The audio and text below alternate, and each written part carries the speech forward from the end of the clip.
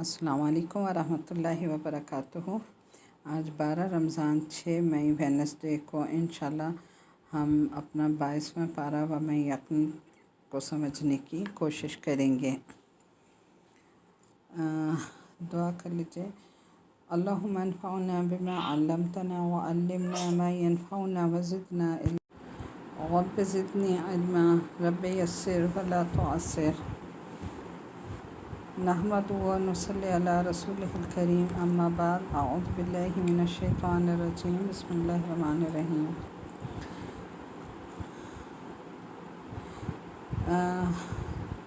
قرآن پاک میں اللہ تعالیٰ ارشاد فرماتے ہیں، کتاب انزلناہ الیک مبارک لیدبروا آیاتہ ولیتذکر اولو الالباب۔ یہ کتاب جسے ہم نے آپ کی طرف اتارا ہے بہت برکتوں والی ہے، اس کے ساتھ خیر و بھلائی وابستہ ہے، لیکن اسے کیوں اتارا ہے؟ لیدبروا آیاتہ، تاکہ لوگ اس کی آیات پر غور و فکر کریں، ولیتذکر اولو الالباب، اور عقل مند لوگ اس سے نصیحت پکڑیں اور اپنی زندگی کی راہیں آسان کرنے کے لیے اپنے لیے سبق لیں اور اللہ کے احکامات کے مطابق زندگی بسر کریں۔ تو آئیے، اللہ سے دعا ہے کہ وہ ہمیں بھی اس کتاب سے نصیحت عطا فرمائے اور ہم اس پر غور و فکر کرنے کے قابل ہو سکیں اور اس سے وہ سبق حاصل کریں جو ہمیں کرنا چاہیے۔ اللہ تعالیٰ ہمیں اس بہترین عمل کی توفیق عطا فرما دیں۔ جی، ہمارا 22واں پارہ ہے، وَمَن يَقْنُتْ۔ بسم اللہ الرحمن الرحیم۔ وَمَن يَقْنُتْ مِنكُنَّ لِلَّهِ وَرَسُولِهِ وَتَعْمَلْ صَالِحًا نُؤْتِهِ أَجْرَهَا مَرَّتَيْنِ وَأَعْتَدْنَا رِزْقًا كَرِيمًا۔ یا نساء النبی لستن كأحد من النساء إن اتقيتن فلا تخضعن بالقول فيطمع الذي في قلبه مرض وقلن قولا معروفا۔ صدق اللہ العظیم۔ سورہ احزاب ہماری کنٹینیو تھی، 21ویں پارے میں شروع ہوئی تھی اور یہاں بھی ہماری یہ سورہ احزاب جو ہے وہ کنٹینیو ہے۔ آگے سے اس کو دیکھتے ہیں۔ اے نبی صلی اللہ علیہ وسلم کی بیویوں، تم میں سے کوئی کسی کھلی بےہودگی کا ارتکاب کرے گی، اس کا عذاب بڑھا کر دگنا کر دیا جائے گا، اور اللہ کے یہاں ایسا کرنا بہت آسان ہے۔ تم میں سے کوئی اللہ اور اس کے رسول کی تابعدار رہے گی اور نیک عمل کرے گی تو اسے ہم اس کا اجر بھی دگنا دیں گے، اور اس کے لیے ہم نے باعزت رزق تیار کر رکھا ہے۔ اے نبی کی بیویوں، اگر تم تقوی اختیار کرو تو تم عام عورتوں کی طرح نہیں ہو، لہٰذا تم نزاکت کے ساتھ بات مت کیا کرو۔ کبھی کوئی ایسا بے جا لالچ کرنے لگے جس کے دل میں روگ ہوتا ہے، اور بات وہ کہو جو بھلائی والی ہو۔ اب یہاں پر جو ہے ازواج مطہرات کو مخاطب کر کے اللہ تعالیٰ نے کہا کہ آپ ازواج جو تھی کہ اگر انہوں نے کوئی غلط حرکت کی یا کوئی ایسا کام کیا جس کا اللہ تعالیٰ نے منع فرمایا ہے، یعنی کوئی کھلی بےہودگی کا ارتکاب کیا، تو پھر کیا ہوگا کہ تمہارے لیے دگنا جو ہے وہ عذاب ہے۔ لیکن اگر تم ثواب کے کام کرو گی یا نیک عمل کرو گی تو پھر تمہارا جو اجر ہے وہ بھی ڈبل ہے، کیونکہ تم عام عورتوں کی طرح سے نہیں ہو۔ اب یہاں پر تھوڑا سا آپ آیت نمبر 32 کے حوالے سے دیکھ لیجئے گا کہ ازواج مطہرات کا مقام عام عورتوں سے بلند ہے، اس لیے اگر وہ تقوی اختیار کریں گی تو انہیں ثواب بھی دگنا ملے گا، اور کوئی گناہ کریں گی تو ظاہر ہے اس کا عذاب بھی دگنا ہوگا۔ اس سے معلوم ہوا کہ جس شخص کو پیغمبر کے ساتھ جتنا قرب ہو اسے اپنے عمل میں اتنا ہی محتاط رہنا چاہیے۔ اور آگے اسی آیت میں خواتین کو غیر محرم مردوں سے بات کرنے کا یہ طریقہ بھی بتا دیا گیا کہ اس میں جان بوجھ کر نزاکت اور کشش پیدا نہیں کرنی چاہیے، البتہ اپنی بات کسی بد اخلاقی کے بغیر پھیکے انداز میں کر دینی چاہیے۔ اس سے اندازہ لگایا جا سکتا ہے کہ جب عام گفتگو میں بھی خواتین کو یہ ہدایت کی گئی ہے تو غیر مردوں کے سامنے پھر ترنم کے ساتھ اشعار پڑھنا یا گانا کتنا برا عمل ہے۔ یعنی خطاب تو نبی کریم صلی اللہ علیہ وسلم کی بیویوں کو کیا جا رہا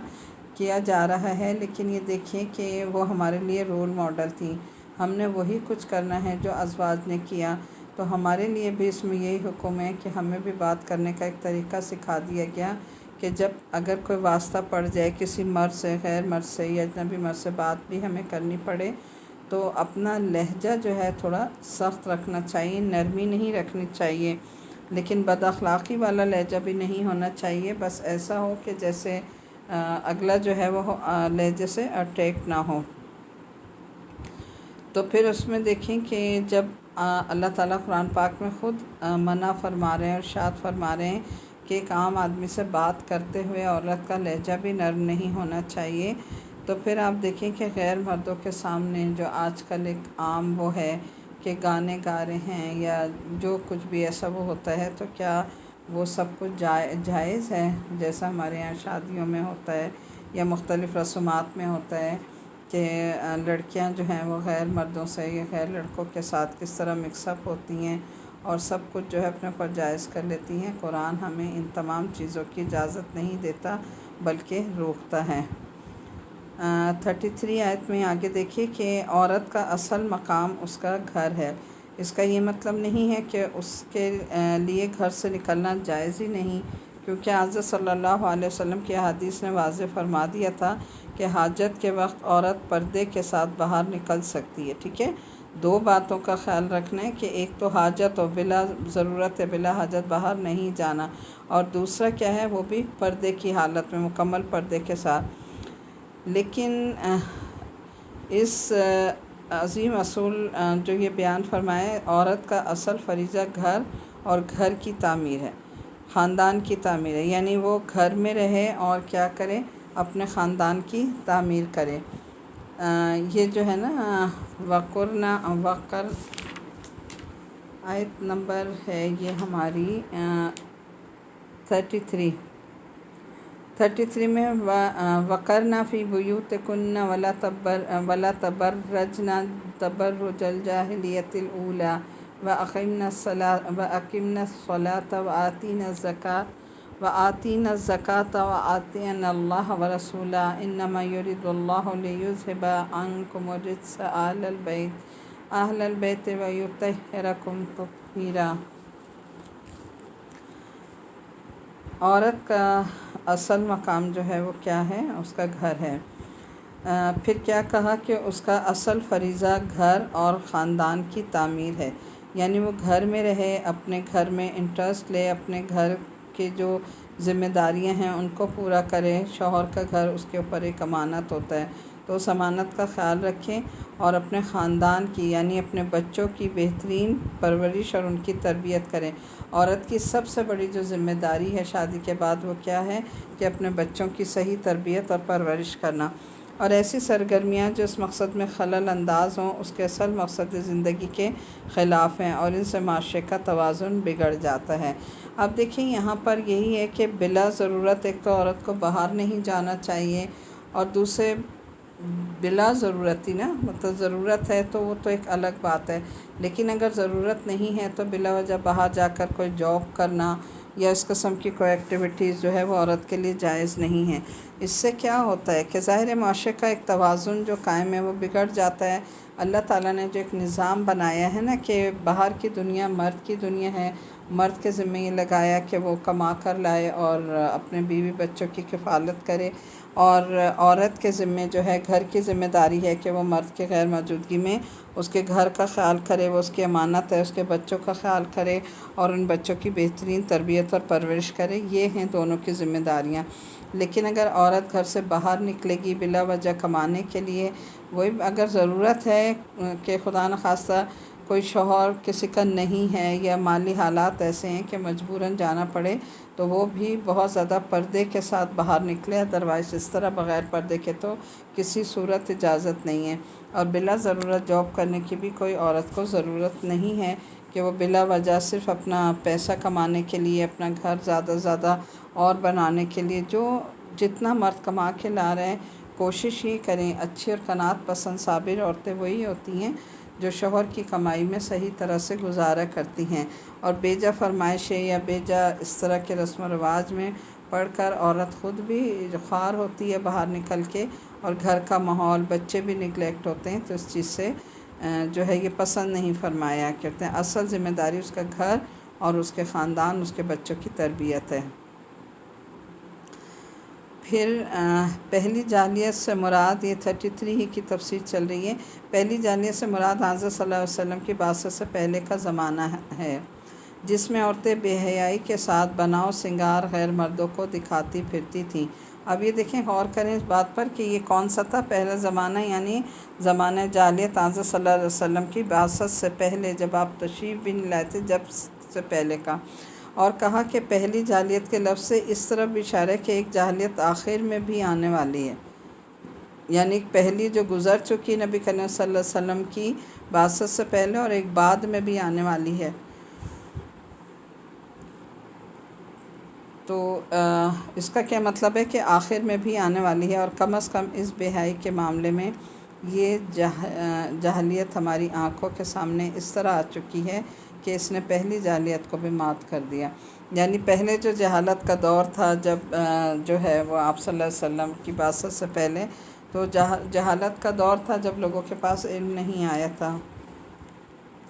تو اس وقت عورتیں جو ہیں وہ بناؤ سنگار کر کے گھروں سے نکلا کرتی تھیں اور غیر مردوں کو دکھاتی پھرتی تھیں۔ لیکن کہا کہ بعد یعنی آخر میں بھی آنے والا ایک دور ہے، تو یہ دور ہم اپنی آنکھوں سے دیکھ رہے ہیں، اور آج آپ دیکھیں کہ اس دور کو بالکل مات کر دیا نا، یعنی اب ایسا، وہ تو زمانے جاہلیت کا دور تھا، اب علم آنے کے بعد بھی زمانے جاہلیت سے بھی بدتر دور ہے کہ عورتیں جو ہے کتنی بے حیائی سے باہر پھرتی ہیں، نہ کوئی پردہ ہوتا ہے، نہ جسم کا پردہ، نہ چہرے کا پردہ، اور اسی طرح باہر نکل جاتی ہیں، تو اسے جاہلیت کا دور کہا نا۔ اور پھر یہ کہ جو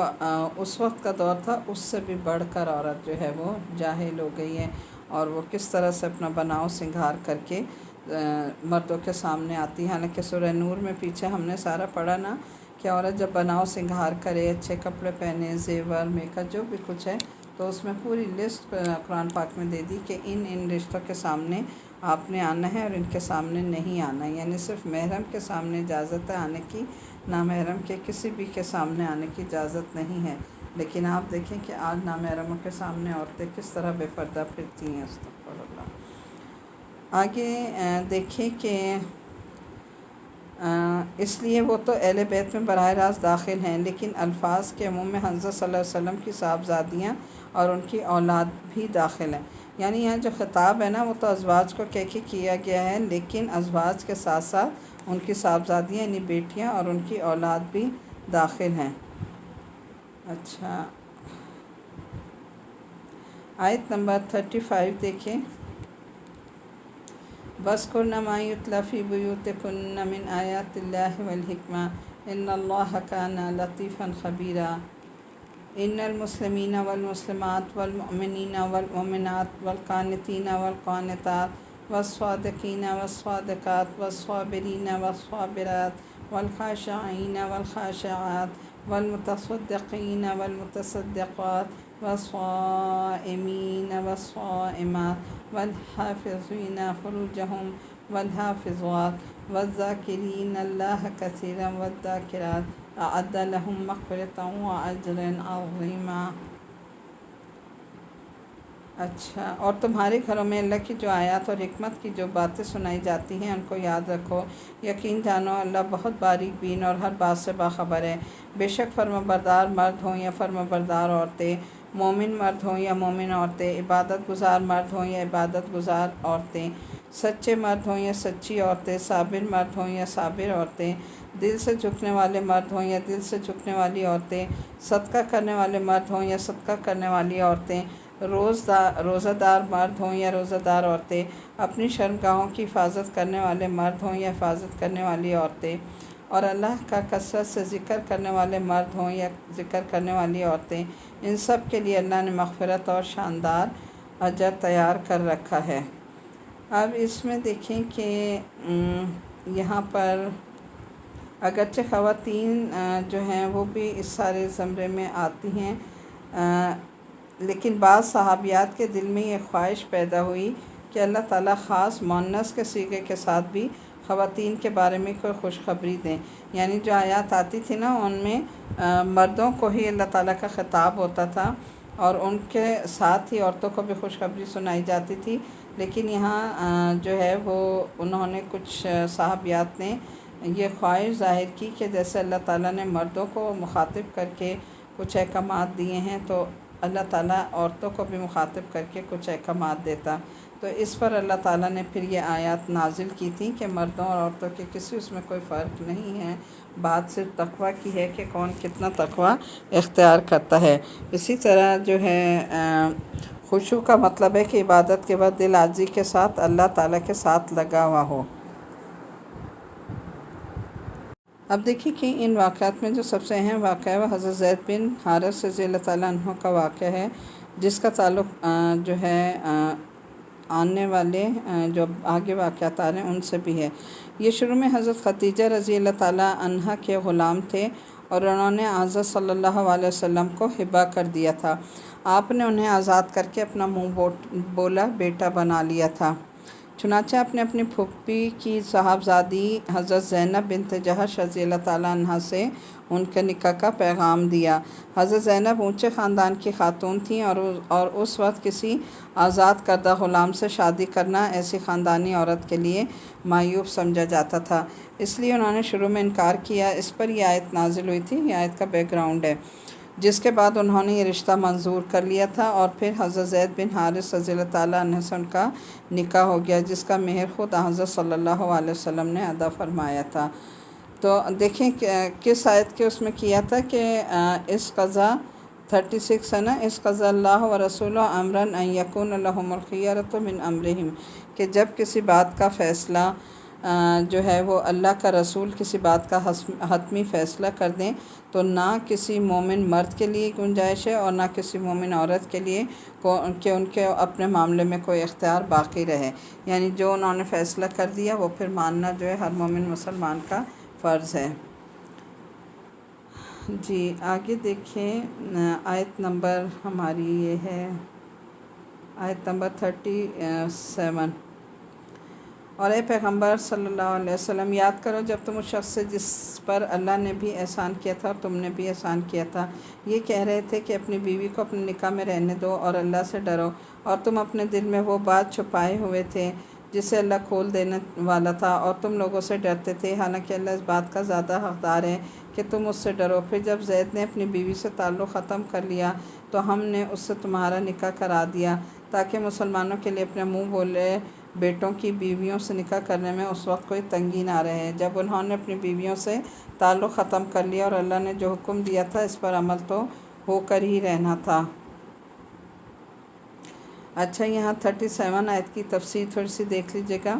حضرت زید بن حارث رضی اللہ تعالیٰ عنہ ہیں،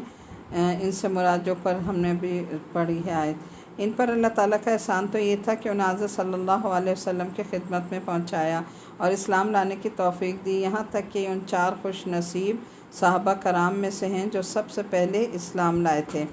اور حضرت صلی اللہ علیہ وسلم کے ان پر احسان کی تفصیل یہ ہے کہ 8 سال کی عمر میں اپنی والدہ کے ساتھ اپنے ننیال میں گئے، وہاں قبلہ کین کے لوگوں نے حملہ کر کے انہیں غلام بنایا اور عکاظ کے میلے میں لے جا کر حضرت حکیم بن حزام کے ہاتھوں بیچ دیا۔ انہوں نے یہ غلام اپنی پھوپھی حضرت خدیجہ الکبریٰ رضی اللہ تعالیٰ عنہ کو دے دیا۔ اس کے بعد جب حضرت خدیجہ نے حضور صلی اللہ علیہ وسلم کا نکاح ہوا تو حضرت خدیجہ نے انہیں آپ کے خدمت میں پیش کر دیا، جبکہ ان کی عمر اس وقت 15 سال تھی۔ کچھ عرصے کے بعد ان کے والد اور چچا کو معلوم ہوا کہ ان کا بچہ مکہ مکرمہ میں ہے تو وہ حضرت صلی اللہ علیہ وسلم کے پاس آئے اور عرض کی کہ آپ جو معاوضہ چاہیں ہم سے لے لیں اور یہ بچہ ہمارے حوالے کر دیں۔ آپ صلی اللہ علیہ وسلم نے جواب دیا کہ اگر وہ بچہ آپ کے ساتھ جانا چاہے تو میں کسی معاوضے کے بغیر ہی اسے آپ کے حوالے کر دوں گا، البتہ اگر وہ نہ جانا چاہے تو میں زبردستی اسے نہیں بھیج سکتا۔ وہ لوگ یہ سن کر بہت خوش ہوئے اور حضرت زید بن حارث کو بلایا گیا اور آپ نے انہیں اختیار دیا کہ اگر وہ اپنے والد اور چچا کے ساتھ جانا چاہیں تو جا سکتے ہیں، لیکن حضرت زید نے حیرت انگیز جواب دیا کہ میں حضرت صلی اللہ علیہ وسلم کو چھوڑ کر کہیں نہیں جا سکتا۔ ان کے والد اور چچا بڑے حیران ہوئے کہ ان کا بیٹا آزادی پر غلامی کو اور اپنے باپ اور چچا پر ایک بالکل غیر شخص کو ترجیح دے رہے، لیکن حضرت زید رضی اللہ تعالیٰ عنہ نے فرمایا کہ میں نے اپنے اس آقا کا جو طرز عمل دیکھا ہے، اس کے بعد دنیا کے کسی شخص کو میں ان پر ترجیح نہیں دے سکتا۔ یعنی دیکھیں آپ صلی اللہ علیہ وسلم کا کردار اور ان کا جو اخلاق اتنا بہترین تھا کہ وہ 15 سال کا جو بچہ 8 سال کی عمر میں ان کے پاس آئے تھے اور 15 سال کے ہو گئے، تو انہوں نے کہتے ہیں کبھی کوئی مجھے ان کی طرف سے وہ نہیں ہوئی، بلکہ کہتے ہیں کہ میں نے اتنے عرصے میں 8 سال سے 15 سال کی ایج کے میں نے کبھی نہیں دیکھا کہ نبی کریم صلی اللہ علیہ وسلم نے مجھ سے یہ کہا ہو کہ آپ نے یہ کیوں کیا اور یہ کیوں نہیں کیا، یعنی اتنا بھی کبھی انہوں نے نہیں پوچھا، اتنے وہ مہربان اور اتنے کائنڈ تھے۔ پھر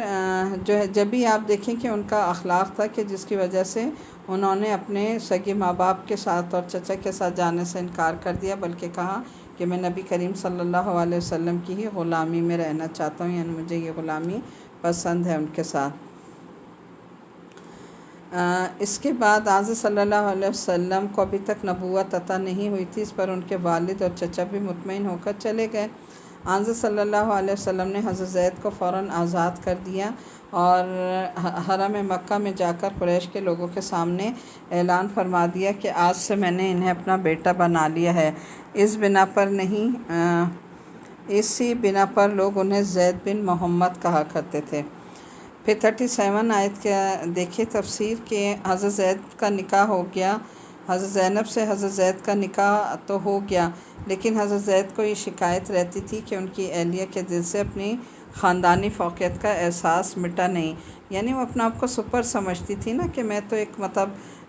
ایسے امیر اور اونچے گھرانے کی ہوں اور آزاد ہوں اور یہ ایک غلام ہے، تو بھلا اس کا میرا کس طرح میل ہو سکتا ہے۔ اور شاید اسی کی وجہ سے بعض اوقات وہ حضرت زید کے ساتھ ذرا تیز زبانی کا بھی مظاہرہ کرتی۔ زید کی تکلیف اتنی بڑھی کہ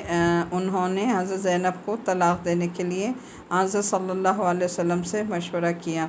آپ نے ان سے فرمایا کہ اپنی بیوی کو طلاق نہ دو بلکہ اپنے پاس رکھو اور اللہ سے ڈرو، کیونکہ اللہ تعالیٰ طلاق کو پسند نہیں فرماتا، اور اللہ تعالیٰ نے بیوی کے جو حقوق رکھے ہیں انہیں ادا کرو۔ یعنی آپ نے جو ہے انہیں بتایا کہ طلاق کوئی پسندیدہ فعل نہیں ہے، اور آپ کیونکہ یہ بات اس کے بعد کیا ہونا تھا تو آپ یہ بات بھی اپنی زبان پر لاتے ہوئے جو ہے وہ ہچکچا رہے تھے، شرما رہے تھے کہ اس کے بعد کیا ہوگا، اس لیے آپ نے آخر تک کوشش یہی کی کہ کسی طرح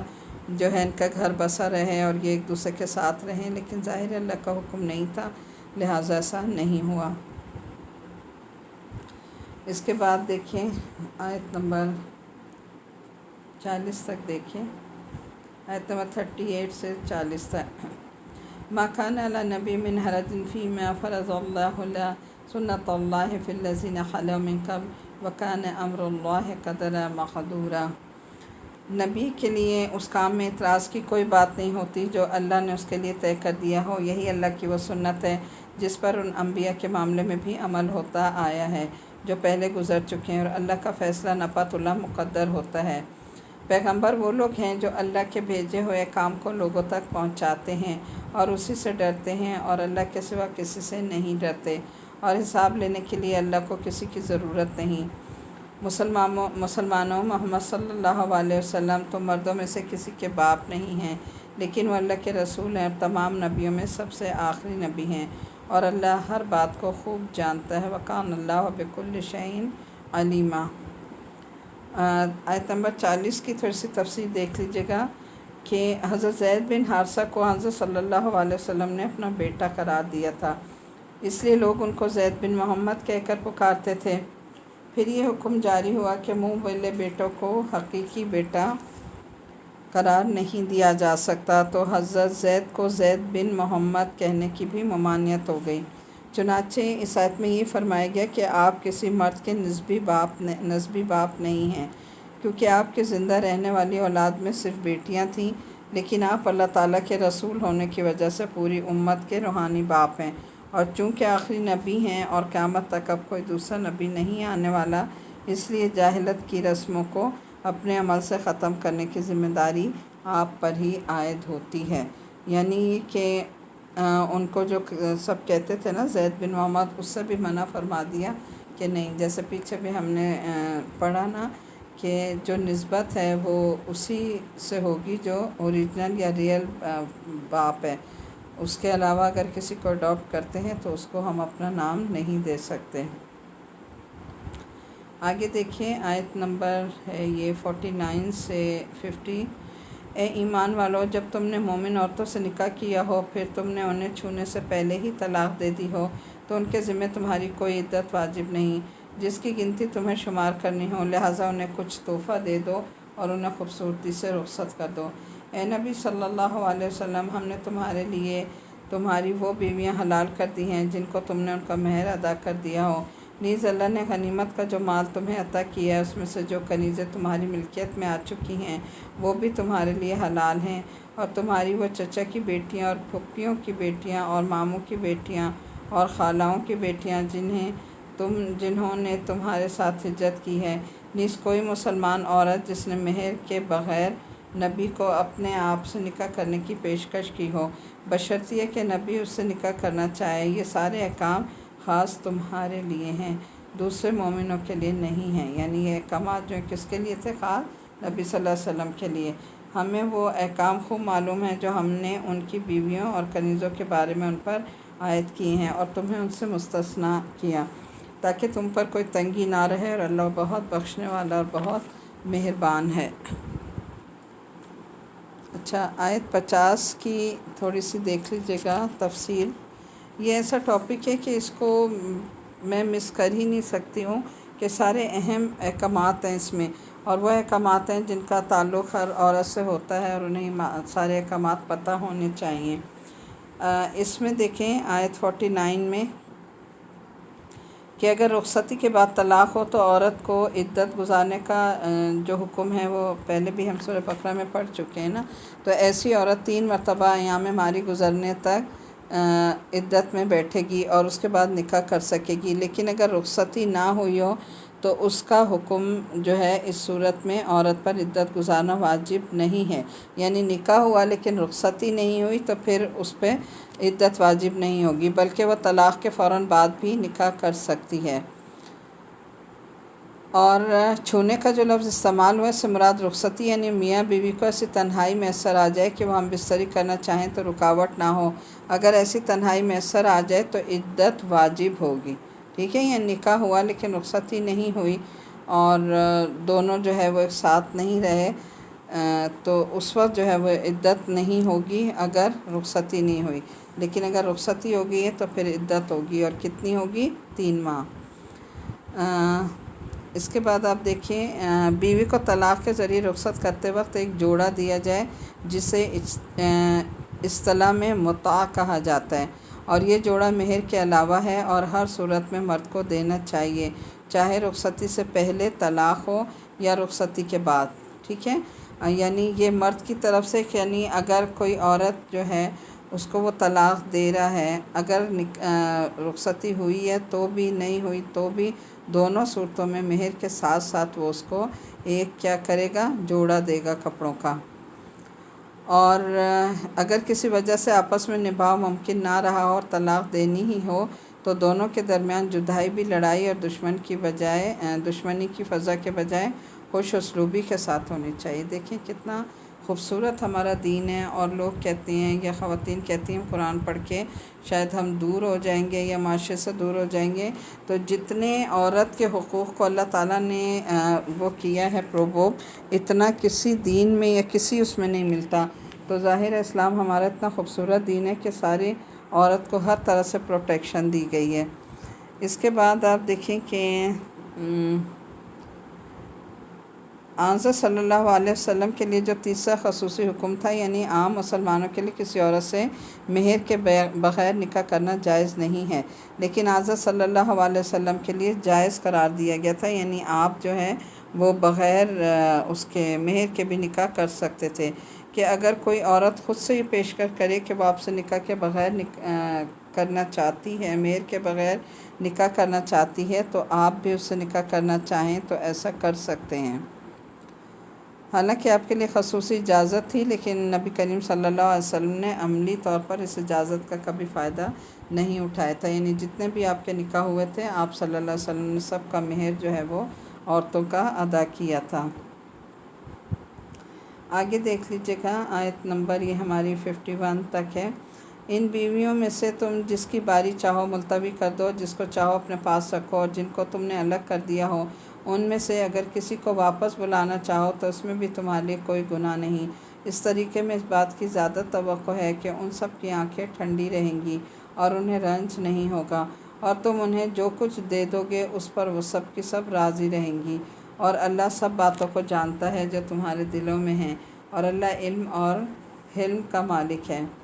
آیت نمبر 52 ہے۔ اس کے بعد دوسری عورتیں تمہارے لیے حلال نہیں ہیں، اور نہ یہ جائز ہے کہ تم ان کے بدلے کوئی دوسری بیویاں لے آؤ، چاہے ان کی خوبی تمہیں کتنی ہی پسند کیوں نہ ہو۔ اب دیکھیں، جب اللہ تعالیٰ نے عورتوں کو اختیار دیا تھا نا، اور نبی کریم صلی اللہ علیہ وسلم کو اختیار دیا تھا کہ آپ اپنی ساری بیویوں کو چھوڑنا چاہتے ہیں تو چھوڑ دیں، یا کچھ کو چھوڑنا چاہتے ہیں، یا آپ ان کو جو بھی ان کے دلوں میں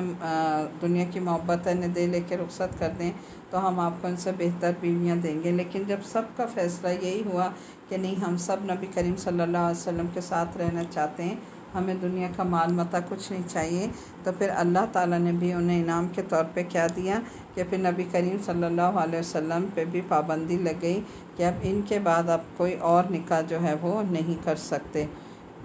اور انہی کے ساتھ اب آپ رہیں گے۔ آیت نمبر یہ جو ابھی ہم نے پڑھی ہے نا 52 کو دیکھ لیتے ہیں، تھوڑا سا اس کا آگے بھی دیکھ لیں۔ البتہ جو کنیزیں تمہاری ملکیت میں ہوں وہ تمہارے لیے حلال ہیں، اور اللہ ہر چیز کو پوری نگرانی کرنے والا ہے۔ اس میں آیت نمبر 52 میں دیکھیں کہ